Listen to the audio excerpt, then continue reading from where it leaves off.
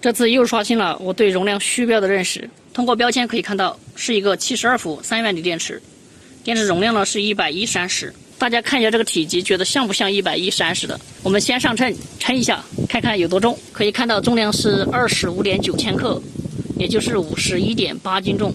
你们觉得这组电池有多少安时的容量？这组电池整体的外观呢就是这个样子的。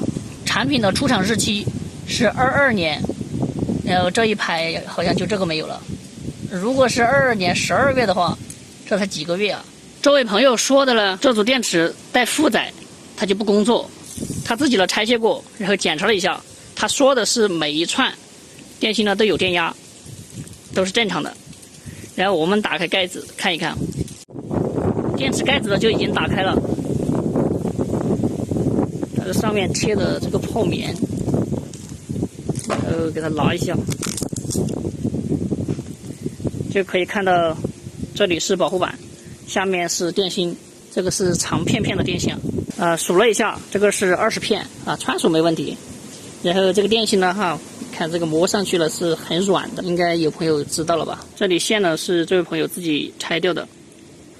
然后我们来测一下，我们用万用表测一下，现在测的呢是过了保护板的输出，是82.6伏。现在测的是板前电压，也是82.6伏。然后我们接上充电器，可以看到它是能够充电的，有电流。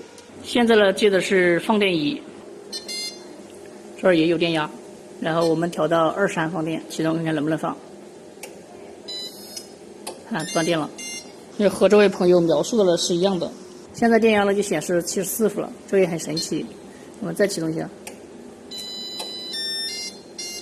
看又停了。我们再把采集排线拔下来，插到均衡仪上面，看一看各串的电压。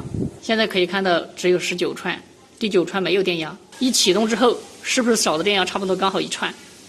这个就很神奇哈。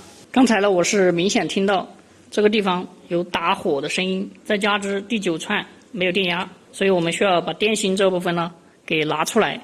电芯这部分呢就已经拿出来了。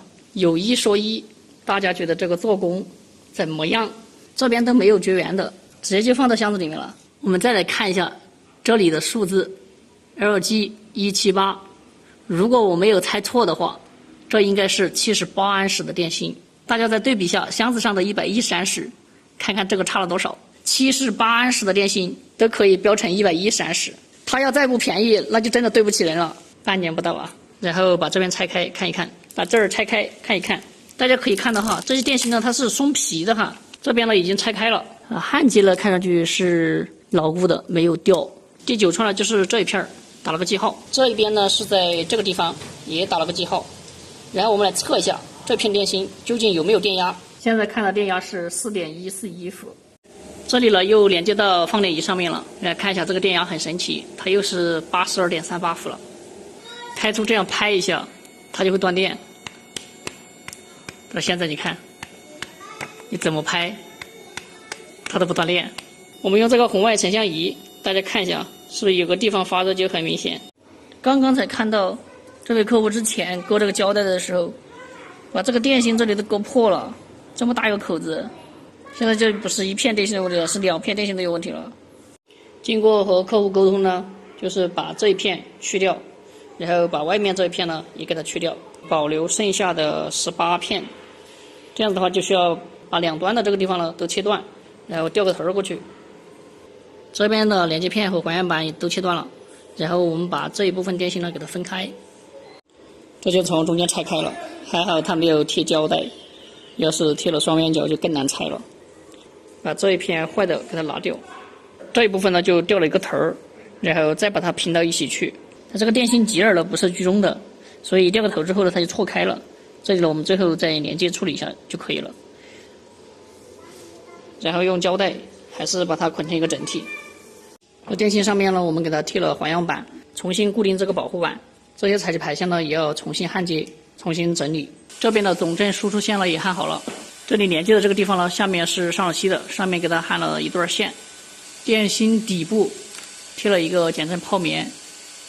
采集排线这些呢也已经全部整理好了。然后接下来我们对这组电池进行抽放电测试。现在呢就在给这组电池充电，这里电流呢是15安。这个保护板呢是支持降串的，所以可以这样操作。如果它不支持降串的话，需要更换保护板，先给它充满电。充电器现在已经没有电流了，说明保护板是可以正常保护的。保护板上面的均衡灯呢也亮起来了。通过均衡仪可以看到最大压差是54个毫伏，然后给它均衡一下。现在已经均衡好了，最大压差1毫伏。再次给它充满电，现在已经再次触发保护板保护了。然后我们再把采集排线拔下来，插到均衡仪上面，压差了15个毫伏。然后我们再给它均衡一下，现在已经均衡好了，最大压差0毫伏。这组电池呢正在放电，放电电流呢是27.5安，放电功率呢大概是2000瓦的样子。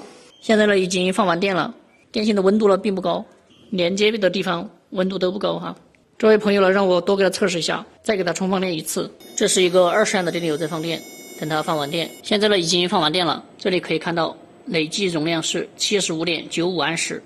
接下来呢就把电芯这部分放到箱子里面来，电芯四周呢还是给它垫好这种泡沫。现在呢就已经给它装好了，维修之后呢是可以正常充放电了，给它补一点电。